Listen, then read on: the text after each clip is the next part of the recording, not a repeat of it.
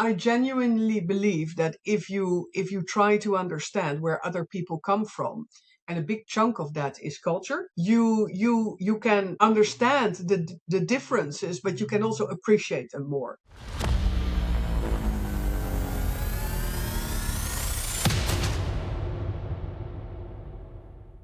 Welcome to the Connected Shopfloor podcast, where we explore real stories and big ideas that keep the factory floor buzzing.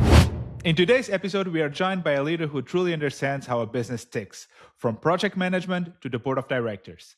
Our guest is Masha Vis-Mertens, Chief Human Resources Officer at Corbion. Masha has worked in powerhouse organizations like Cargill and Barry Callebaut, navigating roles across operations, supply chain, customer relationships, and now human capital. Masha also lived and worked in multiple countries, which brings a global perspective on how workplaces are changing, how new technologies are reshaping work, and whether we're really heading toward a lights-out factory. I hope you like this episode. I'm Marco Tschan, and this is the Connected Shopfloor podcast.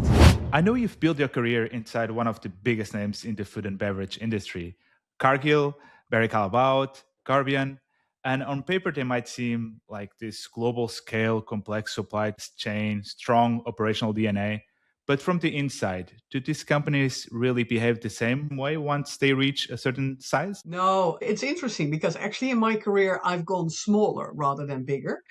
And that's not necessarily totally by design, but I do like it. I mean, Cargill was this huge, extremely well tight ship, well run, big processes, and especially when I moved to Barry Callebaut, that was like the Wild West. It was like no rules, just go and do your thing, make it happen, which was a huge culture shock in the beginning. And I think Corbion honestly is a little bit in between. It's smaller, but okay, still more with technical experts, a lot. So by nature, a little bit more structure. But hey, I like it that I've tried everything a little bit, but no, they are not the same at all. Different cultures, different people, different ways of working. Yeah. But it's very interesting. You said smaller, and we actually checked that because we looked at the current company you're in, and from at least the 2024 figures, it's like 2.4 thousand people, 1.3 billion in terms of turnover. So it doesn't seem small. But then we look at Barry Callebaut, and it's like 10 times more. And It's Yeah. like 13,000 people, 15 billion. Then we said, okay, that's big. And then we look at Cargill, and it was like 155,000 people and 150 billion. And I said, like, wow, this massive company. So they are not small, but actually, they're still, the size is a little bit different. Yeah. And that really matters. And also when you're, from a supply chain perspective and from a complexity perspective, however, interestingly enough, it's the same challenges everywhere. That's the good news. Then how you deal with it and what your solutions and what your opportunities are might differ per company. That's more linked than to the company culture. But the challenges are the same, honestly, on complexifying, on streamlining, on trying to improve on a continuous basis. Those are the same. Yeah, but you said something that we talked before off record, that it's a little bit different when you're talking about a publicly listed company and not. And in this case, it's interesting that the biggest one, Cargill, it's still private. Does that change a little bit the way you manage the quarterly results and so forth? Well, typically in the case of Cargill, I mean, they insisted of course, when I was there, they insisted still very much to run it kind of like a listed company, which means that every quarter you had this drive to deliver. But at the same time, there was a different pressure, right? Because you could potentially be bit more long term looking. Investments would probably be looked at slightly different with a return that might be slightly different. But honestly, from a drive to deliver, I think all three companies I've worked for, they were all like on this quarterly drumbeat to get the results. And probably that's me, therefore, that I like to work for that kind of companies. Yeah. I always imagine, especially in my world, where I follow more tech companies now more and more, It's like the impact that it has every time the company is trading better or worse, and many times for a reason that has nothing to do with the way the company and the team is performing, right? Do you feel that? Yeah, there are moments where that feels extremely unfair when your share price is going down and you're like, hey guys, we just presented a quarter that was actually quite amazing. And if you would have been a private company, everyone would have cheered, right? But then due to, I don't know what, as a listed company, you are more exposed to things that you actually don't control necessarily, and that's something you will need to choose for consciously or ultimately choose differently. But it is something to that now and then. Hey, it also seems very fair when it's showtime and you actually get huge share price and you're on the right side of the receiving end, right? But hey, it happens both ways. Yeah, but now being in a C-level position as you are in, is it that something that actually, you look every day, you're following every day? Is it something that consumes time out of you, or you just put that noise a little bit aside and do what you believe you should be doing? Of course, it's you have a responsibility towards your shareholders. So yes, you follow, and yes, you feel when things go up, you feel super proud, and when things go down, you're like, gosh, what do we need to do, right? I think you have an obligation to always strive to perform, to anticipate. But I think there's also moments where you just say, guys, let's just run our business. Let's have the courage of our convictions that we're doing the right thing and don't get too distracted by all the other noise. So you have That's to balance a little bit both, right? But you cannot be yeah. like Otherwise, completely you hooked go there. crazy. Yeah. And it's also something interesting in your story. So, right, Cargill, BC, Barry Callebaut, and then the current company you're in. But from Cargill to BC, you were within the cocoa and chocolate world. They were direct competitors, right? And you changed from one to another one. How did you manage that transition? I was actually the first person from Cargill that Barry Callebaut ever hired because that was kind of the enemy. And I think when I announced it to Cargill, there was so much trust that I would do a proper job and that I would not disclose things that they actually asked me to serve basically another 2 months and really do a handover. Also acknowledging that losing me was probably more their fault than my choice.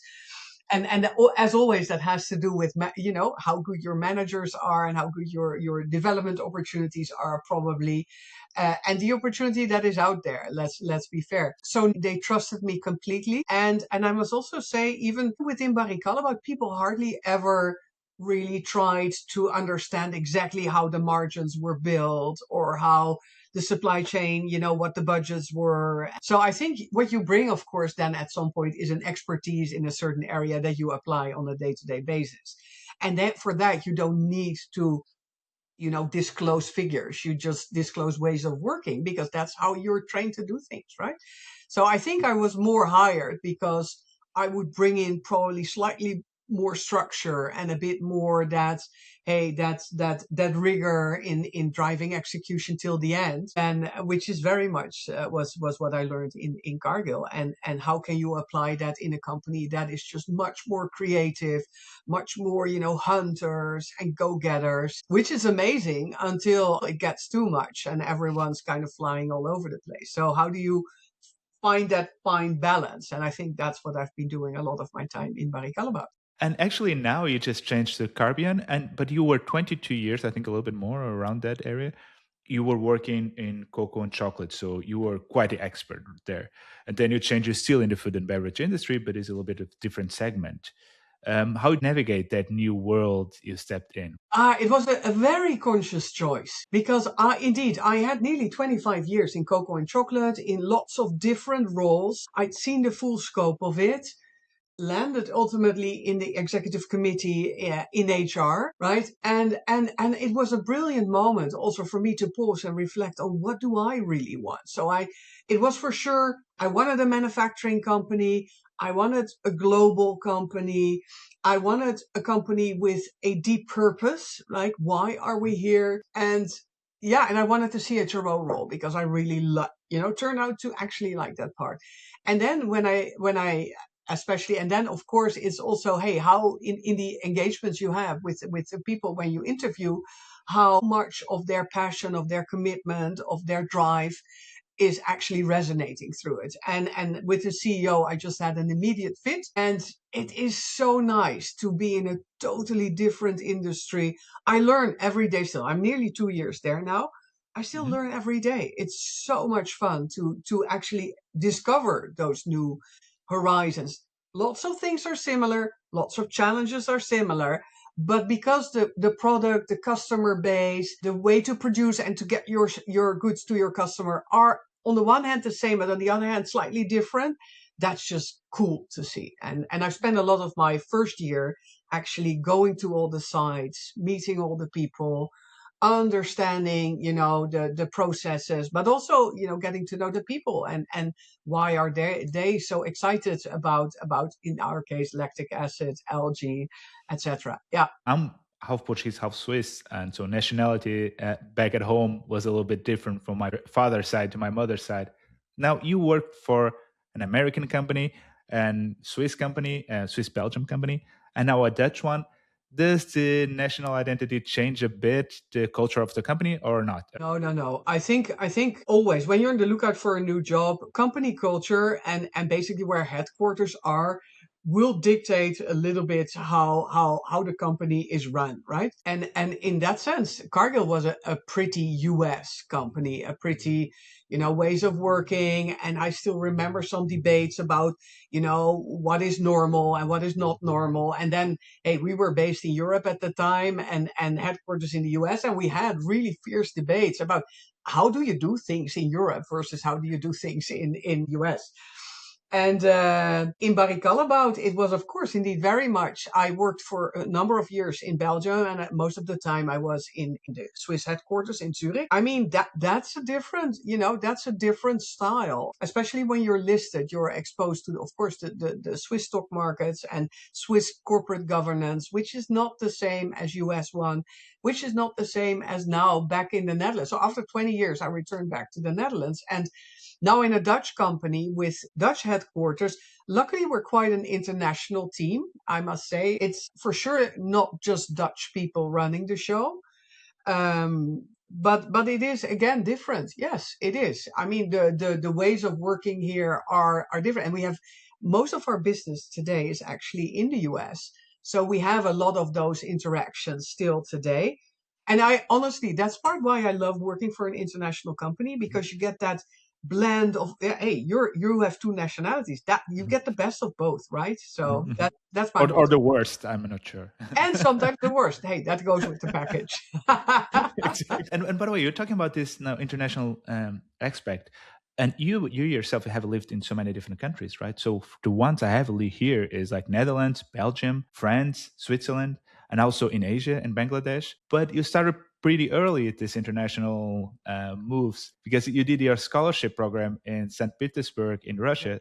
So how does this, having this global perspective help you in leadership roles? Does it actually help you to have seen a little bit the world? I genuinely believe that if you try to understand where other people come from, and a big chunk of that is culture, you can understand the differences, but you can also appreciate them more. And even today, if you see how if we run certain programs and how they take off in the Netherlands and in the US and in Brazil and in Thailand, for example, that's just totally different. I mean, there's no good or bad. Let's be fair. There's really no judgment there. It's just totally different. And understanding that people just respond differently by nature, because that's the culture in which they were born, helps me to navigate certain discussions as well. Brazilians, they need like, 5 sentences where the Dutch just say one word and go. Is it good or is it bad? I don't know, right? Depends on the situation. That's exactly what I was going to touch next. It's like when you have these different rhythms, and I felt that, and I had this like working in Switzerland and working with Belgium, Dutch, and so forth. They are way more upfront, and sometimes you think that they are angry because they are being so strict and they're just giving you the orders. And we sugarcoat it a little bit more. Did you ever feel you were saying something that was not, with a bad intention at all, but it was being received that way? Did you ever have had these like cultural challenges? Oh yes, I fell flat on my face a couple of times on that one. And hey, I think there is, because you said yeah we're bushing around a little bit. I don't think so. I think honestly we have a lot of Brazilian colleagues. They just need more words to express it. I've worked a lot in France and with the French. They're probably also a little bit more this hey, let us debate for a while before we hey, you go to from A to Z with 5 stops, and the Dutch just go from A to Z, and that's it. I have had, and I would always invite people to feel free to comment and to say, hey, you're being probably a little bit, too, direct. And if it's not my colleagues, it's my husband who probably says, Masha, take it easy. So I think the biggest compliment, however, I ever got was from a French person that I really admired. And he said, Masha, contrary to most of the Dutch, you're not direct, you're clear. And it's a nuance, but it's an important nuance, which means that as a leader, I also think that at some point you just need to be honest and therefore clear about what it is that you expect from people, so that they also know, hey, if I don't get there, I need either help or I will be held accountable, right? And to leave that space to open, I think that's not setting anyone up for success. So that's where I am, clear. Yeah. We were talking about changing from different companies, and then we talked about changing different countries, but you also changed other things within the company. So you started in supply chain, and then you went to sales, which is already massive change. Most people can't do that jump because it's so different in terms of the skill set you need and also the work you're doing. And then you were not happy enough and you went into HR, which also another massive jump. How does that happen, Masha? I've always been more a leader and a broad leader, like curious about various things. I think that helps. That landed me, of course, first in supply chain, where you're kind of the spider in the web, right? You're in between the manufacturing part, and the sales and customers and suppliers, and you're kind of not trying to keep everyone happy, but to keep the boat afloat in a relevant, efficient, and customer focused way. Which probably when it depends very much on your boss. If you have a boss who actually, or a manager who actually sees that and sees you engage and really dares to take some risk with people, and then you actually dare to accept the challenge. I was scared shitless when they first asked me to become, responsible for the global contract with Unilever, so Magnum, Ben and Jerry's, and I was like, gosh, I'm a simple supply chain lady, right? At the same time, that also gave me a lot of credibility when I was doing the negotiations, and when when they asked things that I said, sorry, that's just, forget about it. Because in other things, when I said, hey, I can make that happen, I actually had the contacts in supply chain, in manufacturing to make it happen. So I think my manager made the right bet with me that I would use it more to collaborate with all across the world, with the various functions and the various regions, to serve the customer and to drive that account forward, whilst also being clear on what our company needed in order to make that partnership a successful deal. So I think I did that, and we renegotiated a big long-term deal. So I'm really happy and proud about that. As you said, you're now the CHRO of Corbion. I can imagine quite a different job role, from physical flow of goods to managing the flow of talent. Is that true? Is it really completely different? Or are you working with people regardless? Hey, it's always about, even as a CHRO, I mean, ideally, what I need to do is make sure that Corbion is doing so well that we provide our people a future. Yeah, and that means that we can continue to develop them, that we can continue to recruit. And that means that the business needs to do well. And the business needs to do well, which means that you need to have people who love to sell and then customers who love to buy our products. But it also means that you need to run an operations and a supply chain that is, continuously improving, delivering efficiencies, and delivering good quality product in a safe way, right? So I think it's kind of all interconnected. So yeah, I'm now in HR, but I'm actually partnering with the manufacturing people, with leaders there, with the sales leaders there, to ensure we have the correct profiles, the correct capabilities to serve our customers, good quality in an efficient way. So for me, it's kind of logical. It's nearly logical. I can imagine that you have quite a skill in terms of managing your own team, and that maybe that's a kind of a trait that naturally evolved into that position. Is that fair to say?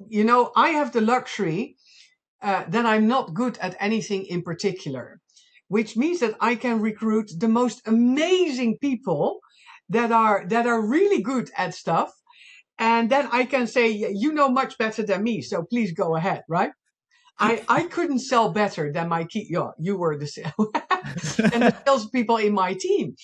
I cannot do HR and, for example, the whole payroll and the whole compensation thing better than someone who has done total rewards all of his or her life. And that allows me to rather, hey, set the future vision, say this is where we want to land, and how from a functional perspective can you guys help me get there.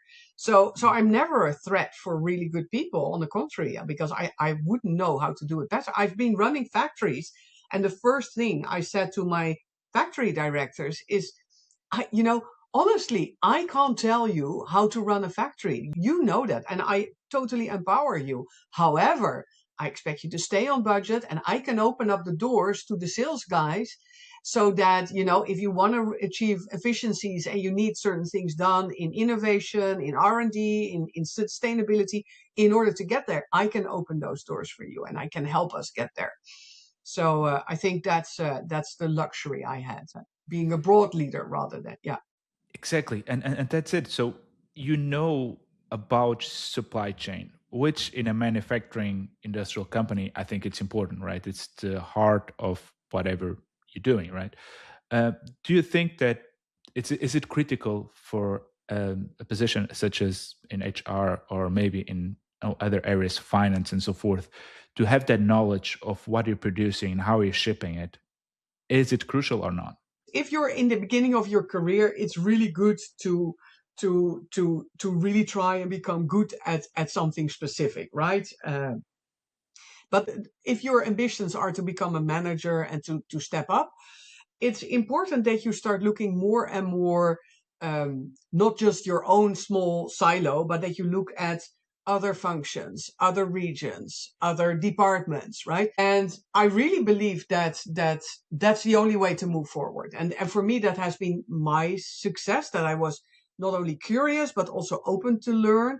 And then it gives you a lot of credibility because, hey, I don't know how to run a factory, but I do know how to read your budget. So if you're trying to get me there, that was, of course, my commercial background I know the finance side, right? So when they kind of had a bit of a fluffy budget, I said, guys, you have 4 hours to redo it because this is not good.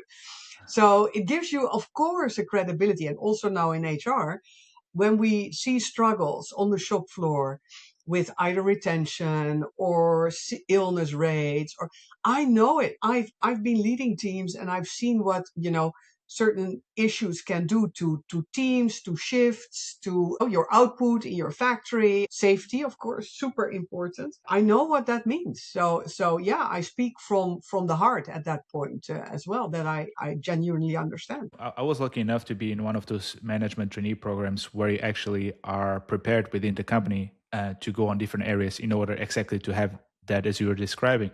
But right now you're managing 1,300 or so employees. Prior to that, it was 10 times more and 10 times even more after even prior.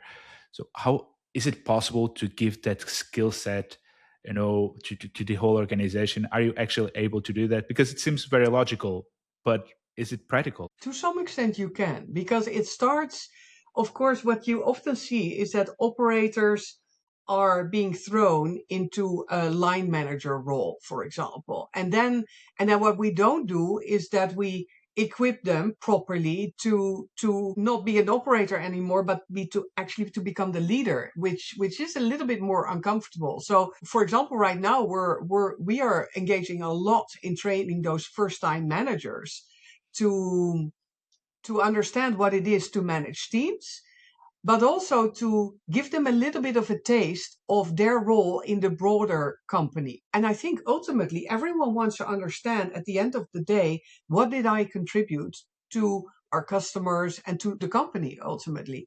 And for that, you need to understand a little bit, how does the company tick? So I'm pretty vocal that I would love our people to have that exposure a little bit, to be trained, be equipped properly. But hey, it also depends. If you're not interested and you're doing an amazing job every day, that's fine too. I no obligation. I love it when people just say, leave me alone. Half a year ago, I was on a site of ours and I met someone who had been at the line, an operator, for 37 years.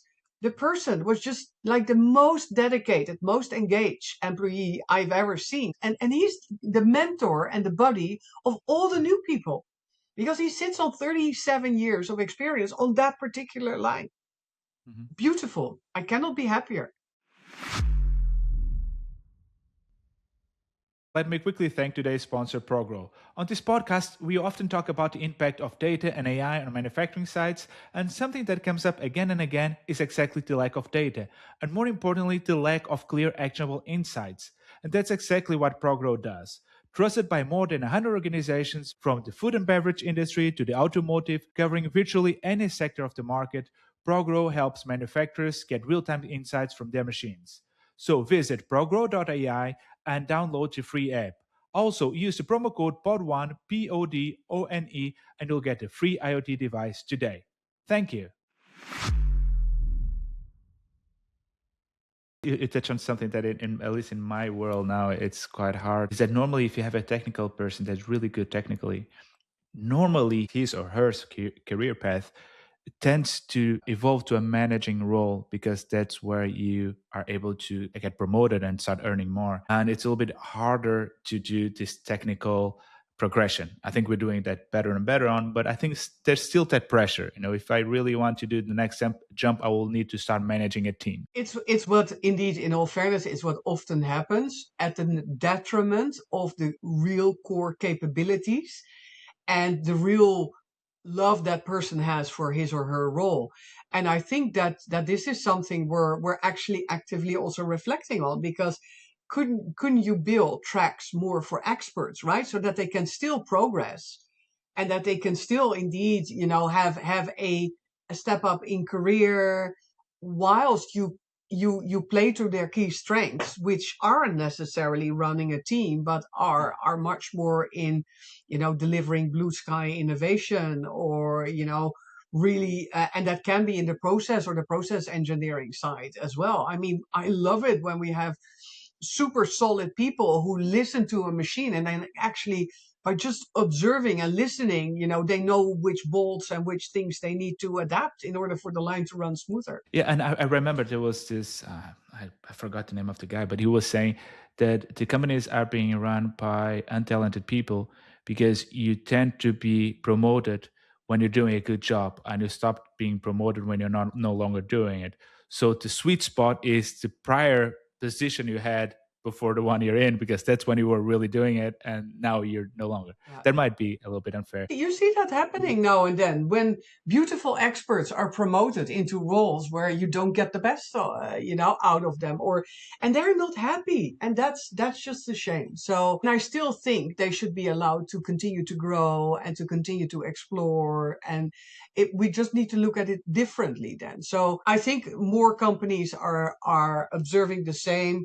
It also connects, of course, deeply with, what is a bit the future of AI. What does it mean for the shop floor? And you will need to rely a lot on those deep experts with that creative thinking. You said before, right in the beginning, you said, Cargill was a little bit to blame from my move to BC, because from an HR perspective, they could have done more or a better job in order to retain me as a talent in that company. Do you bring that lesson nowadays the way you look at the other talents, other Mashas in your organization? Are you trying to avoid the mistake that was done? Absolutely. And it's two things. The first one is most people leave because of their manager. And sometimes you can't even blame the manager because the manager has never been equipped to be a proper leader. So I think the first one is make sure that the people you call managers can actually lead and feel comfortable doing that. And if they're not fit for that, and that refers maybe a little bit also to sometimes you just need to accept that a person is rather a beautiful expert than a manager. I think that's the first one. And I think the second one is to be more and more deliberate and explicit about development and development opportunities. Like, okay, what is this step or this project or this activity setting you up for, right? What are the key, not just deliverables, but also the key learnings and capabilities that we're actually developing. And yes, I'm still sometimes a little bit old fashioned in the sense that I would love to see, so show what you can do, show us what you have before, we say perfect, move on. So I do insist that we see some of that consistent delivering. But then I think you also as a company need to be honest and need to be fair and say, hey, then let's have that discussion. What are your ambitions? Do we agree with those? And how can we help you get there? And by the way, that can also mean being very explicit in saying, well, that's lovely that you would actually ambition to do that. Maybe you'll get there in 10 years, but for now, let's maybe focus on the 2-3 steps you need in between. And having that honest discussion, then you come back to point one, is about being a leader who dares to have those discussions. You said about consistency and bringing those miles in, but don't you feel that the generation coming in is becoming more and more impatient about the next step, knowing what the next step is, and most likely year on year you need to change, or else you feel stuck and you want to move to a different company that is teasing you with a better position? I think above all, what people often want is just honesty and clarity. And as long as you're honest and clear about, hey, you're here 6 weeks or 6 months. What do you think yourself you have been delivering? And do you think that that's enough to already warrant a next step? Or would you agree that you would probably need to do that cycle once or twice and really do it in an excellent way in order for us to consider? And then if you get bored at some point, hey, let's have a discussion around something we can load on top so that we can also stretch a little bit your resilience first. Because just adding more or just stepping up means that you can also have a burnout by the time you're 31 because you haven't had time to even digest yourself, right?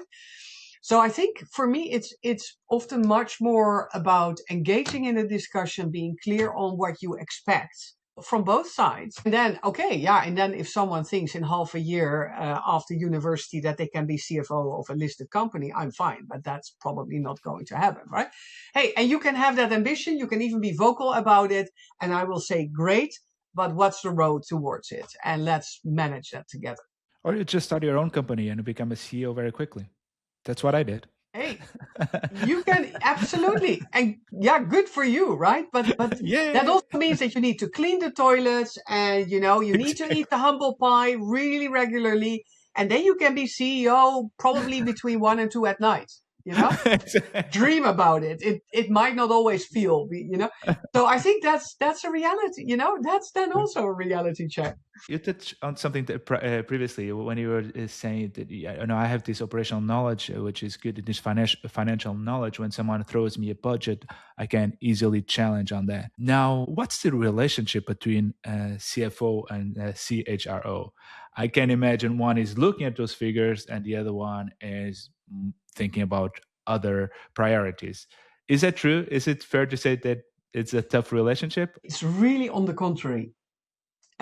Because both of our ambition is that the company does well. And then maybe the CFO, especially for listed, it's a lot also about shareholders. But for me, it's about guaranteeing employment for the people of our company. So we both have absolutely the same ambition. That is that our company performs well. I think we're extremely aligned. It also means that you now and then need to take tough decisions on, are we getting, if we're not selling enough or if we're not delivering enough efficiencies, then, one of the biggest parts is still the people cost. So then you need to carefully reflect, are we going to replace, for example, all the people, or do we need to go slow a little bit? That happens in all companies on a continuous basis, that you need to assess. Hey, because everything you spend, you need to earn it one way or the other. So I think, honestly, our joint ambition is that the company does well. We're talking a lot about operations to HR, and we forget here the middle part of your career where you were in sales. You touched on that a little bit already. Something that I feel that salespeople are a little bit like coaches. Whenever the team is winning, they are heroes. When the figures start to dip a little bit, then they are the first ones to be blamed. Do you think that while you're doing that role, did you feel that the spotlight was on you the whole time? Yeah, from hero to zero doesn't take long sometimes. But honestly, I felt more in operations and supply chain that we were kind of always the one being beat. Like, whatever you did, it was never good enough. Because at least in sales, I had more highs, right? Because at least you had this great sale, or we had this amazing innovation, and yeah, if now and then your figures were not exactly where they needed to be, we would just, open a can and try to find new solutions, find new things, and would repair it. In that sense, I experienced the sales role as more rewarding, no, not more rewarding, because that's not, but it's gets more of that external exposure of, hey, wow, than in manufacturing and supply chain. That's for sure. The highs are really high, right? The highs are high. I mean, you get an amazing new deal, or you get this amazing a new Magnum on the market. Yeah, and it's like, wow, and you can earn prizes with it. And in supply chain, it felt more often like, hey, okay, yeah, either your OTIF wasn't totally what the OTIF needed to be, or your OEE. There's always one line that isn't running, right?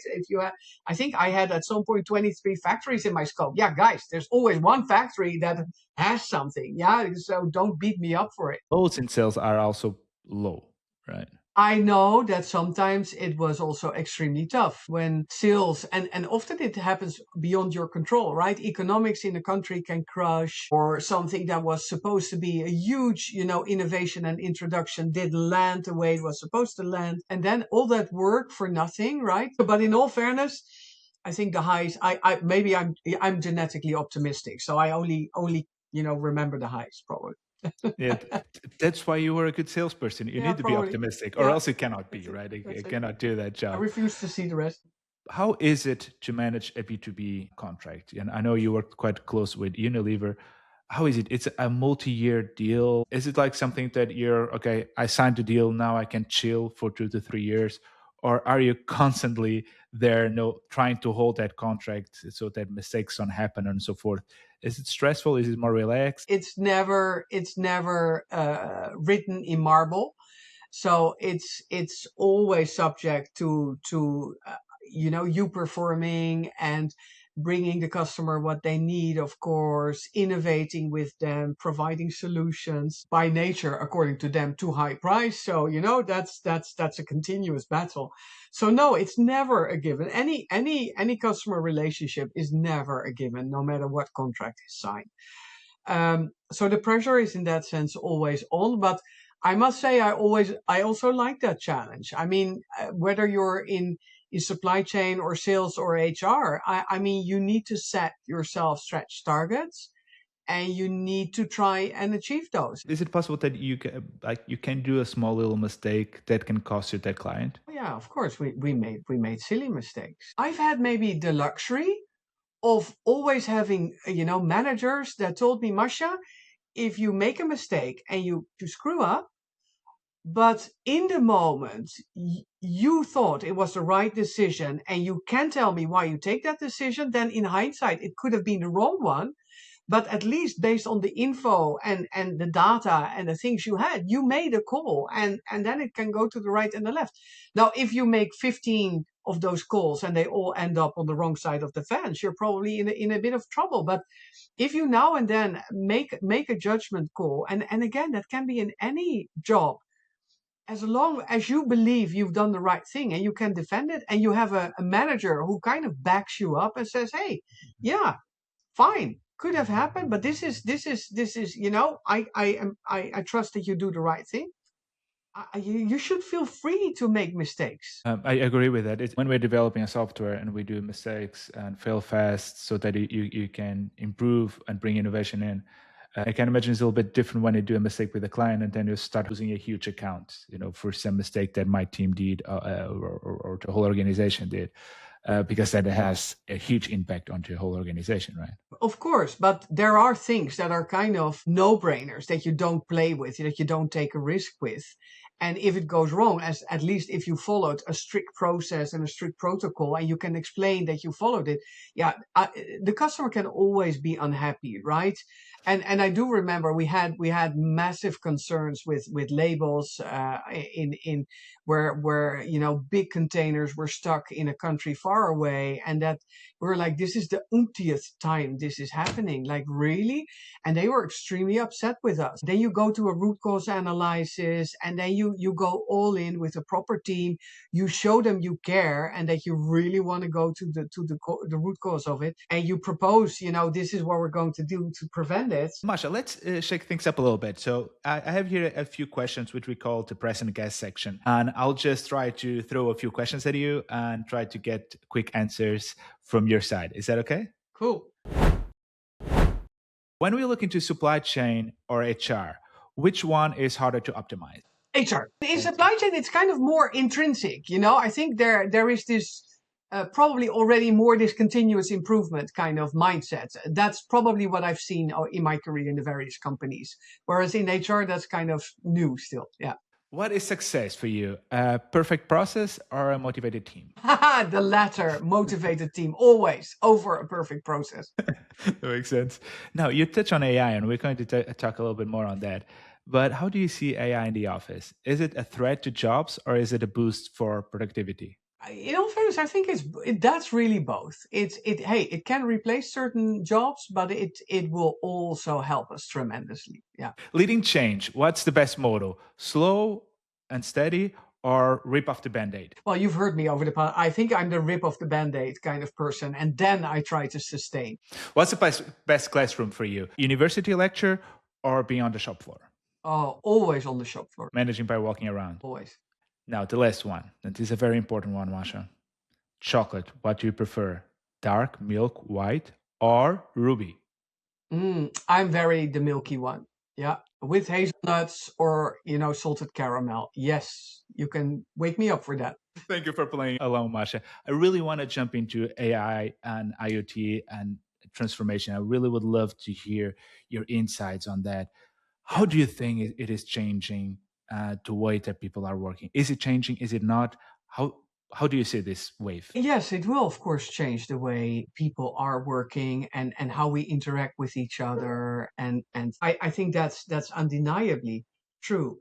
At the same time, I mean, look at 20, 30 years ago and how we were operating at that point. Please confirm to me with dry eyes that it's still very much the same. That's not true either, right? So change is continuous, and AI is, yes, a next level of that kind of change. And it will also, by the way, heavily depend on what kind of roles you're in, and whether you're indeed on the shop floor or whether you're in an office somewhere, and even in offices, which kind of roles you're doing. I think there will always be a need for human assessment, human curiosity, human ideations, and human interactions. So in order to plan, produce, deliver, engage with customers, engage with suppliers, engage with other stakeholders, I don't foresee yet that in 10 years we will all be working a half a day a week. I honestly don't foresee that. And that there are kind of massive machines running around and running the show. So when we hear about those statements that people like to say that in the future we might have lights out factories that don't need any lights because no one is working there. Do you think it's like a movie from the future, or is it something that can actually happen? No, but it already exists. I mean, even I did an integrated supply chain master like years ago, 12, 15 years ago. You should look at the IKEA warehouse somewhere in Sweden.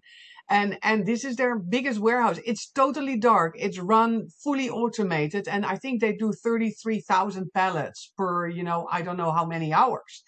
So that's mass. The lights are out, and you are actually brought in there, and you only hear this zooming noise.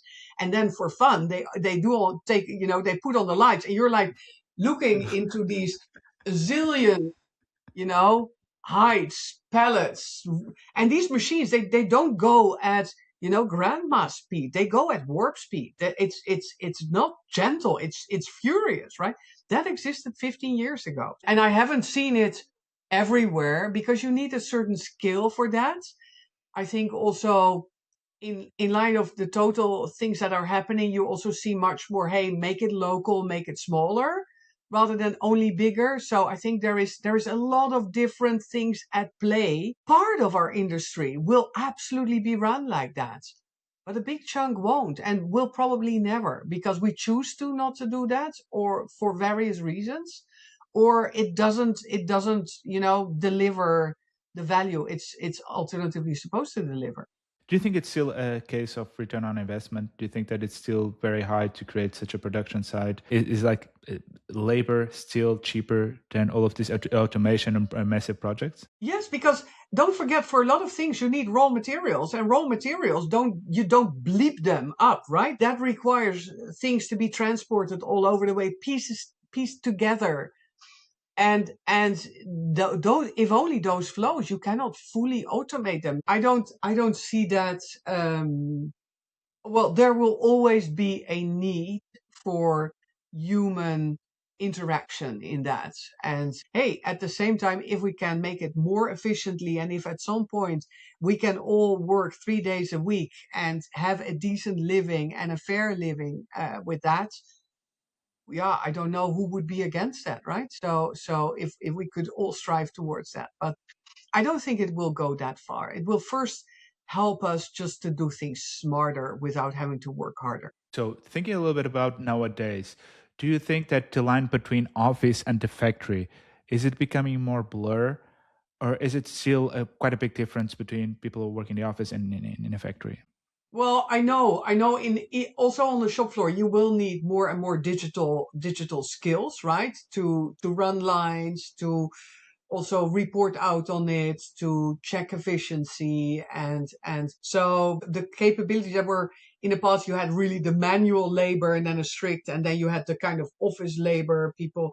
I think that we require our factory workers, our shop floor people, more and more to have also those digital skills. At the same time, those same people, they book their holidays via an app on their phone, and they do their banking as well with their phone. So let's also not make that division too heavily, right? Because it's in your everyday lives already. I mean, so I also refuse to say, hey, this is kind of, they can only do manual work. Well, they're good at, they can actually do a hell of a lot on all the apps on their phone. So why wouldn't they be able to, if we help them to start running much more digitally all their lines? When you look into robotics and automation, IoT, AI, you tend to think that the blue collar workers are more at risk than what we would call the white collar workers. Do you think that that is, or are we now being at risk in the office? At least the way we work, the way let's not say that our jobs will be lost and completely completely gone, but they will be changed, right?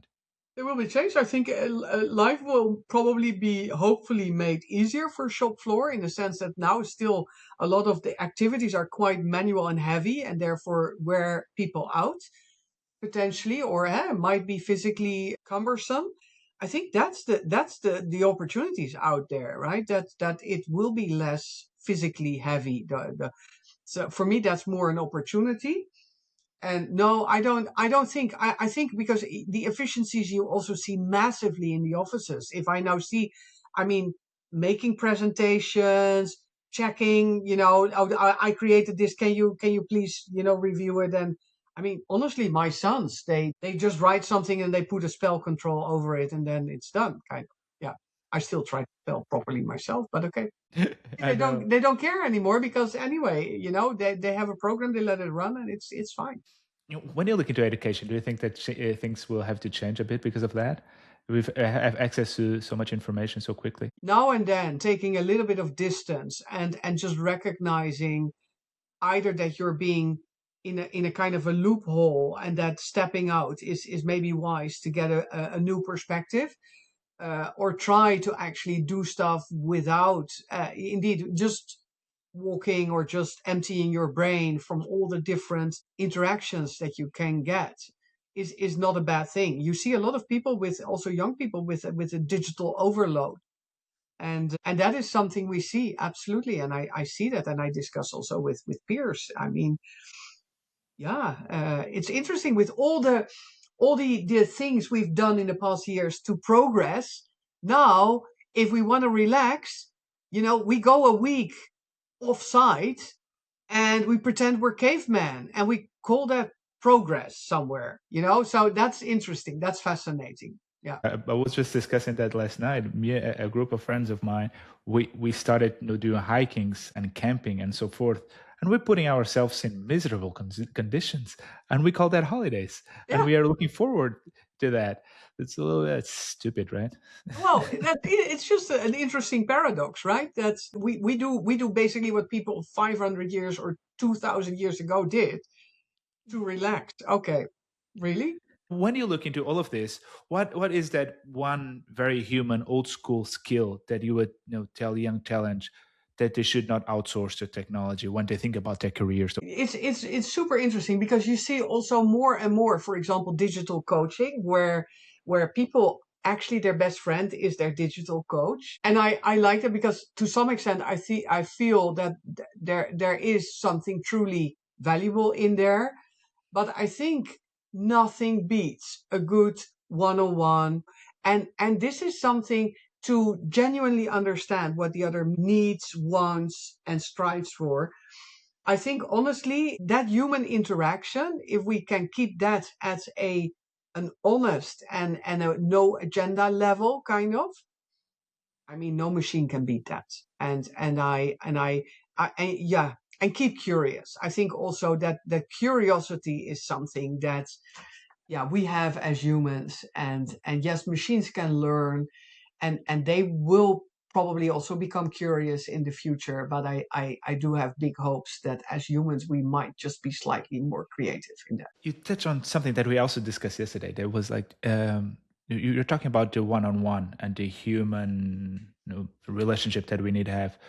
When we look into customer support, it's one of the areas that is being most attacked by AI. Do you think that they will be really wiped out to customer support as we know it, or will we still want as customers to talk to someone and just rant a bit because we want to and we need to talk? Like me, you probably have had the fortunate encounter with multiple chatbots over we moved back to the Netherlands, and the amount of chatbots I had to engage with to set up certain things. And in the end, at some point, I just immediately said, no chat box. I want to talk to a real person. Because if your case was only slightly out of the ordinary, I mean, these chat bots, they go wild and they don't understand anymore, and they start in the repeat mode or something. I think it's easy for some things. I'm not denying it. So sometimes it's just super, super quick and super easy.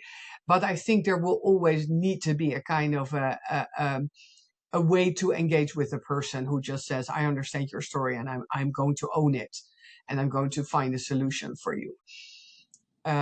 So partial answer. Yes, part of it will be replaced, and I do believe that that's wise and smart.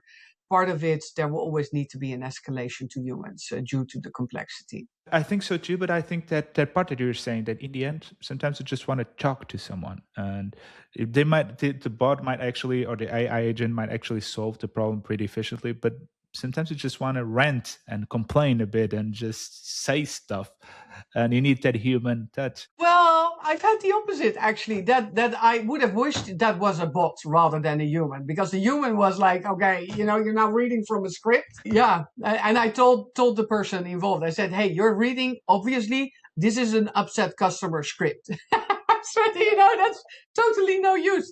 I'd rather talk to a machine then because she couldn't care less. If you would go back in time and talk to Masha starting in 2003, her career in supply chain project management, what would you tell her that you think she would have to know? Would you tell us anything, or would you just let her go and do her own thing?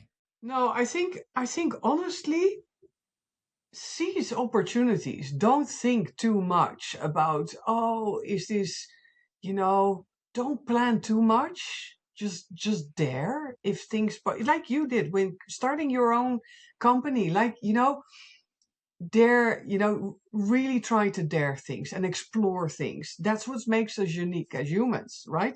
And hey, I appreciate that that's not for everyone, and that's, but I would really just say go with the flow, jump on opportunities if they arise. Don't be too scared, and remain curious. And yeah, that's been my motto all along, and it's brought me to where I am. So I'm a happy lady. I think it's a great ending. Masha, thank you very much. It was really insightful, and thank you for still supporting us all these many Yes, years. go. Hey, wishing you all good luck, and thank you for this engaging conversation. Join our connected shop floor communities on LinkedIn and Reddit. And subscribe our channels.